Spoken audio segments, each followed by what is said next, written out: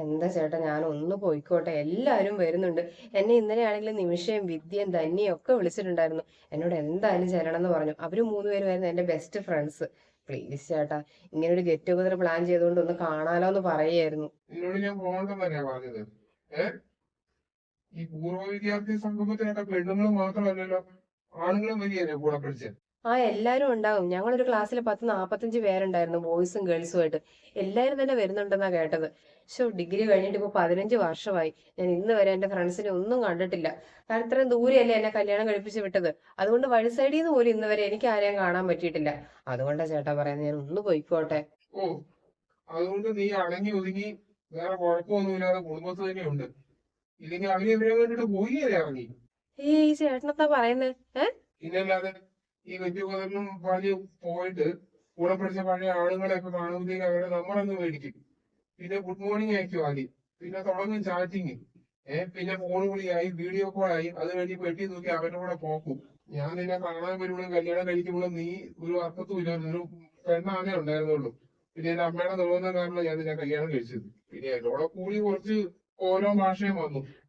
അതുകൊണ്ട് ഈ മാമാർക്കൊന്ന് തോന്നിയാലോ? ഓ, എനിക്ക് പിള്ളേര് 3, റിസ്ക് എടുക്കാൻ പറ്റിയതാ.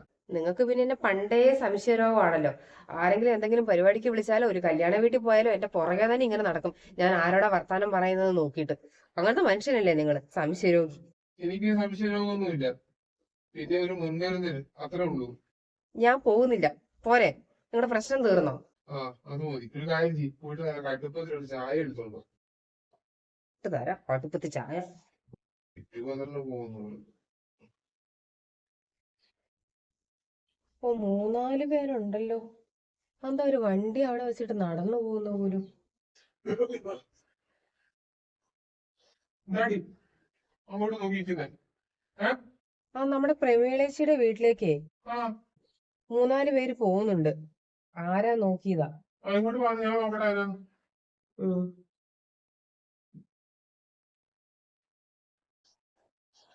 ഉള്ള താടി വെച്ച് 3-4 അവന്മാർ അതേ പോയപ്പോഴത്തേക്ക് നിനക്ക് അങ്ങോട്ട് കണ്ടെടുക്കാൻ തോന്നുന്നില്ല അല്ലേ? ഏ ഒരു കാര്യം ചെയ്യും, നീ അങ്ങോട്ട് ചെല്ല്.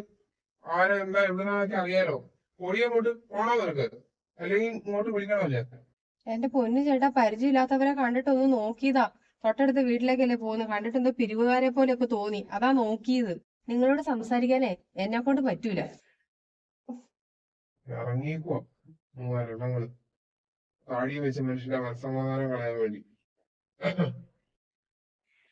പൊട്ടിത്തകർന്ന കിനാവ് കൊണ്ടൊരു പട്ടുനൂലുഞ്ഞാല കെട്ടി ഞാൻ, പട്ടുനൂലുഞ്ഞാല കെട്ടി ഞാൻ. എന്താ ചേട്ടാ നോക്കുന്നേ? അപ്പുറത്ത് 3-4 അവന്മാര് വന്നതിന്റെ ഇണക്കമാണോടി. ഒരു പാട്ടും കൂത്തും. ഒരു കാര്യം ചെയ്യും, നീ ആ ജനലിന്റെ അങ്ങോട്ട് മാറി നിന്നിട്ട് പാടും. അപ്പൊ അവന്മാർക്ക് അവിടെ ഇരുന്നിട്ട് നല്ലോണം കേൾക്കുകയും ചെയ്യാം. നീ ഒരുമാതിരി എന്നെ പൊട്ടനാക്കാൻ നോക്കരുത് കേട്ടാ.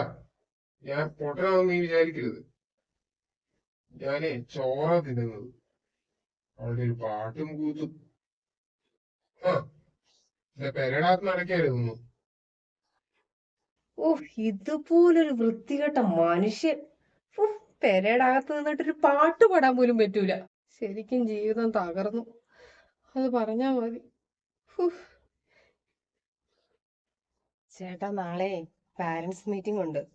അപ്പൊ രാവിലെ പോണം. അപ്പൊ എനിക്ക് വണ്ടിക്കൂലിക്ക് പൈസ തരണേ, മറന്നു പോകരുത്. പിന്നെ ഞാൻ മറന്നു പോകും മേടിക്കാൻ. ആ, ഞാൻ പൊക്കോളാം നാളെ രാവിലെ 10 മണിക്കല്ലേ പിള്ളേര് പറഞ്ഞായിരുന്നു. ഞാൻ പൊക്കോളും. അയ്യോ, ഇനിയിപ്പോ ഇതിന് വേണ്ടിട്ട് ചേട്ടൻ ലീവ് എടുക്കൊന്നും വേണ്ട. ഞാൻ എന്തായാലും വീട്ടിൽ വെറുതെ ഇരിക്കുവല്ലേ, ഞാൻ പൊയ്ക്കോളാം. പിന്നെ അപ്പുറത്തെ നിമിഷയൊക്കെ ഉണ്ട്. ഭയങ്കര ഉത്സാഹമാണല്ലോ സ്കൂളിലേക്ക് പോകാൻ വേണ്ടിട്ട്. അവിടെ കുറെ സാറുമാരൊക്കെ പുതിയതായിട്ട് മാറി വന്നെന്നൊക്കെ കേട്ടു. ഉം അതുകൊണ്ടാണ് ഇത്ര ഉത്സാഹം പോകാൻ വേണ്ടിട്ട്. ഞാൻ പൊക്കോളും, നീ പോകണ്ട. ഞാൻ പോവും. ഞാൻ പിള്ളേരോട് പറഞ്ഞതാ ഞാൻ വന്നോളാം. അപ്പുറത്തെ പുതിയ താമസക്കാര് വന്നിട്ട് ഇതുവരെ ഒന്ന് പരിചയപ്പെടാൻ വരാൻ പറ്റിയില്ല. ഇപ്പൊ നിങ്ങൾ വന്നിട്ട് ഒരാഴ്ചയായില്ലേ. അല്ല, വീട്ടിലെ ആണുങ്ങൾ ആരെങ്കിലും ഉണ്ടോ? എന്താ പറഞ്ഞേ? അതെന്താ അങ്ങനെ ചോദിച്ചേ? എന്റെ ഭർത്താവിനെ പേടിച്ചിട്ട് ചോദിച്ചതാ. ആ, അല്ല, വെറുതെ ചോദിച്ചതാ. വീട്ടിലെ ആൺതുണ ആരെങ്കിലും ഉണ്ടോന്ന് അറിയാൻ വേണ്ടിട്ടേ, വെറുതെ. വെറുതെ ചോദിച്ചതാ. വീട്ടില് ഞാനും ഉണ്ട്, എന്റെ ഭർത്താവും ഉണ്ട്. ഞങ്ങക്ക് 2 മക്കളാ. ഇത് പ്രിയ, ഞങ്ങളുടെ മൂത്ത മോളാ. പിന്നെ ആ, ഇളയതുള്ളത് മകനാ. അവന് UK-യിലെ എഞ്ചിനീയർ ആണേ. അപ്പൊ അവനിപ്പോ ലീവ് കിട്ടിയില്ല, അതാ വരാത്തത്. ഒരു 6-7 മാസം കൂടെ കഴിയുമ്പോ ലീവ് കിട്ടും. അന്നേരം വരും. ഓ, ഭാഗ്യം. അങ്ങേർക്ക് വലിയ പ്രശ്നം ഉണ്ടാവൂല. അല്ല, അപ്പം പ്രിയ കല്യാണം കഴിച്ചില്ലേ? മൂത്തത് മോളാന്ന് പറഞ്ഞോണ്ട് ചോദിച്ചതാണേ. അയ്യോ, എന്തെങ്കിലും പ്രശ്നമുണ്ടോ? ബുദ്ധിമുട്ടാണെങ്കിൽ പറയണ്ട കേട്ടോ. ഞാൻ വെറുതെ ചോദിച്ചതാ, ഞാനൊന്നും ചോദിച്ചിട്ടേ ഇല്ല. പറയുന്നതിനൊന്നും കുഴപ്പമൊന്നും ഇല്ല മോളെ. ഇവക്കൊരു പ്രേമം ഉണ്ടായിരുന്നേ. അപ്പൊ പ്രേമം എന്ന് പറഞ്ഞിട്ടുണ്ടെങ്കിൽ കുട്ടിക്കളിയൊന്നും അല്ല, വളരെ ആഴത്തിലുള്ള ഒരു ബന്ധം തന്നെയായിരുന്നു. 5 കൊല്ലമായിട്ടുള്ള പ്രേമമായിരുന്നു. അപ്പൊ കല്യാണമൊക്കെ നടത്തണം എന്നൊക്കെ വിചാരിച്ചിരിക്കുമ്പോഴേ ഇവക്കൊരു ആക്സിഡന്റ് ഉണ്ടായത്. അയ്യോ, എന്നിട്ട്? ഹും, റോഡ് മുറിച്ച് കിടക്കുമ്പോ ഒരു ലോറി വന്ന് ഇടിച്ചതാ. ആശുപത്രിയിലും വീട്ടിലും ഒക്കെ ആയിട്ട് കുറെ നാള് കിടന്നു. എഴുന്നേറ്റ് നടക്കാനൊക്കെ ഇനി ഭയങ്കര ബുദ്ധിമുട്ടായിരിക്കും എന്നൊക്കെ ഡോക്ടർമാര് പറഞ്ഞതാ. പക്ഷെ ദൈവം എന്റെ മോളെ കൈവിട്ടില്ല. ഇപ്പൊ ഒരു കുഴപ്പമില്ല, നല്ല മിടുക്കിയായിട്ടിരിക്കുന്നു. ജോലിക്കൊക്കെ പോകുന്നുണ്ട് ഇപ്പൊ. അതെല്ലേ. അല്ല, അപ്പൊ പിന്നെ കല്യാണം ഒന്നും കഴിക്കാതിരുന്നത്? അയാളിപ്പോ എവിടെയുള്ളത്? ഇവക്ക് ആക്സിഡന്റ് പറ്റി കുറച്ച് സീരിയസ് ആണെന്ന് അറിഞ്ഞപ്പോ തന്നെ അവനിട്ടിട്ട് പോയി. ഒന്ന് വിളിച്ചു പോലും അന്വേഷിച്ചു പോലും ഒന്നുമില്ല മോക്ക് എങ്ങനെയുണ്ടെന്നേ. ആ, പിന്നെ കല്യാണമൊക്കെ കഴിഞ്ഞെന്നോ പിള്ളേരൊക്കെ ആയെന്നോ ഒക്കെ ആരാണ്ടൊക്കെ പറയുന്ന കേട്ടു. ഞങ്ങള് പിന്നെ അവനെ കുറിച്ച് അന്വേഷിക്കാനൊന്നും പോയൊന്നുമില്ല. എന്തിന്? അവന്റെ സ്നേഹം നമുക്ക് മനസ്സിലായല്ലോ. പക്ഷെ ഇവളുടെ കാര്യമാ. ഇനി കല്യാണം ഒന്നും വേണ്ടെന്നും പറഞ്ഞ് നടക്കുക. ആണുങ്ങളിലുള്ള വിശ്വാസമൊക്കെ പോയെന്ന്. പിന്നെ ഇവളുടെ ആങ്ങള ലീവിന് വരുമ്പോ ഇവളെയും കൂടി അങ്ങോട്ട് കൊണ്ടാകാൻ വേണ്ടിട്ട് ഇവക്ക് അവിടെ ജോലിയൊക്കെ ശരിയാക്കുന്നുണ്ട്. അങ്ങനെയൊക്കെ ഇരിക്കുന്നു. ഒരു ഭയങ്കര ദുഷ്ടൻ തന്നെ കേട്ടോ. നന്നായേ ഉള്ളൂ പ്രിയെ അയാളെ കല്യാണം കഴിക്കാതിരുന്നത്. കല്യാണം കഴിഞ്ഞിട്ടാണ് ഇങ്ങനെയൊക്കെ സംഭവിച്ചിരുന്നെങ്കിൽ അയാൾ അന്നേരം ഉപേക്ഷിച്ചു പോകൂലേ? അയാളുടെ സ്വഭാവം അറിഞ്ഞത് ഏതായാലും നന്നായില്ലേ. ദൈവമായിട്ട് അത് നടത്താതിരുന്നതെന്ന് അങ്ങ് വിചാരിച്ചാൽ മതി. അതൊക്കെ കഴിഞ്ഞിട്ട് ഇപ്പൊ ഒരുപാട് വർഷങ്ങളൊക്കെ ആയി. ഇപ്പൊ ഒരു കുഴപ്പമില്ല കേട്ടോ. ഞാനതൊന്നും ഇപ്പൊ ഓർക്കാറേ ഇല്ല. അയാളെ കുറിച്ച് ഓർക്കുമ്പോൾ തന്നെ ഇപ്പൊ എനിക്ക് മനസ്സിൽ വെറുപ്പാ. ഓ, എച്ചമ്മിന്റെ പ്രസവവും തീരിയല്ല. ആ, ചേട്ടൻ വന്നു. എന്റെ ഹസ്ബൻഡാ. ഇന്ന് കുട്ടികളുടെ സ്കൂളിലെ പാരന്റ്സ് മീറ്റിംഗ് ഉണ്ടായിരുന്നു രാവിലെ. അപ്പൊ അതിന് പോയതാ.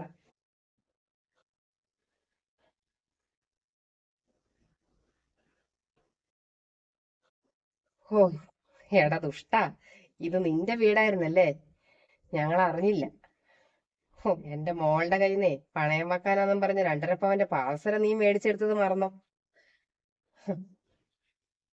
ഉം, പോട്ടെ. ആ മോളെ, പോട്ടെ.